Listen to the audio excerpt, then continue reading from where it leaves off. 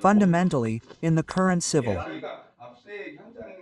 war, even if we go to the scene of an incident, if there's a time crunch or something, we can conduct a search and seizure, and then we can involve a lawyer after the fact, or if that's not possible, we can come later and involve them through forensics or other processes.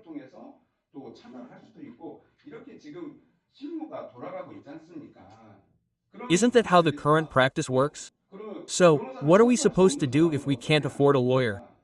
What's the use of a lawyer coming after the law has completely collapsed?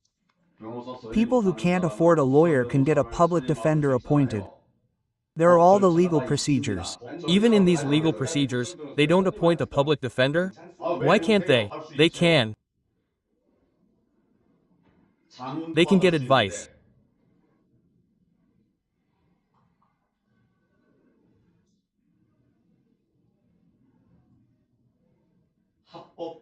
So they have to follow the legal procedures.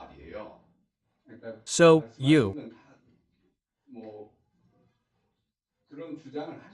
can make that argument, but isn't that common sense?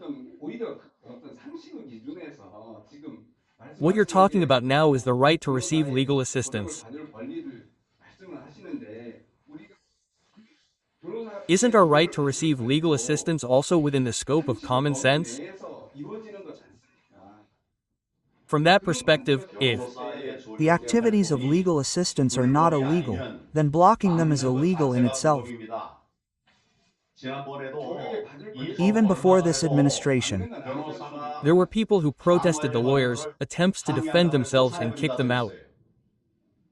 Right now, the law in Korea has completely collapsed. There's only a shell, the law. If you say that, aren't you saying that people who hire lawyers can do anything using the lawyer as a shield? I told you that people have the right to receive legal assistance, and if a lawyer engages in illegal licensed activities, aren't there ways to bring that to justice? The spirit of the Constitution is that the number of lawyers must be guaranteed reasonable legal activities.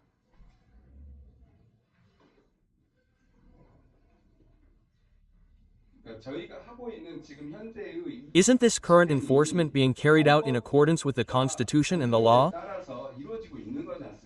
I didn't intend to do it, but I'm proceeding with it under the premise that I'm a seditionist.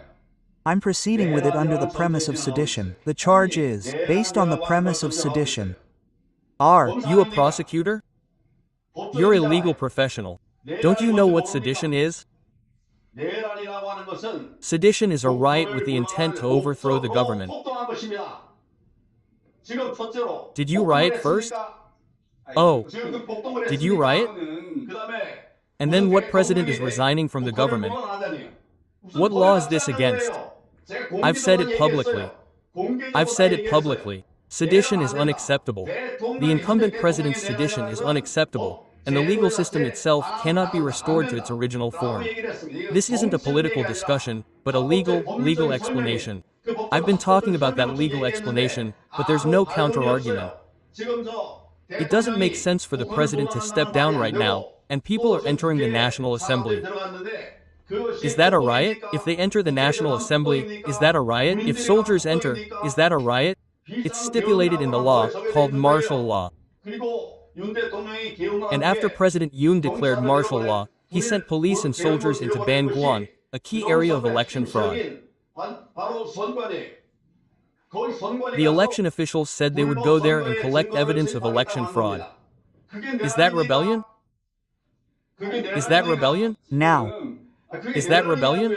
It is rebellion. Aren't they being charged with rebellion and on trial? You're not a lawyer. Let's start. Is what I just said rebellion? If you add rebellion, does that become rebellion? About that part. Anyway, we're currently conducting a search and seizure and executing an arrest warrant based on a legal warrant issued by the court. That's what I'm talking about. So, we're saying we should follow due process.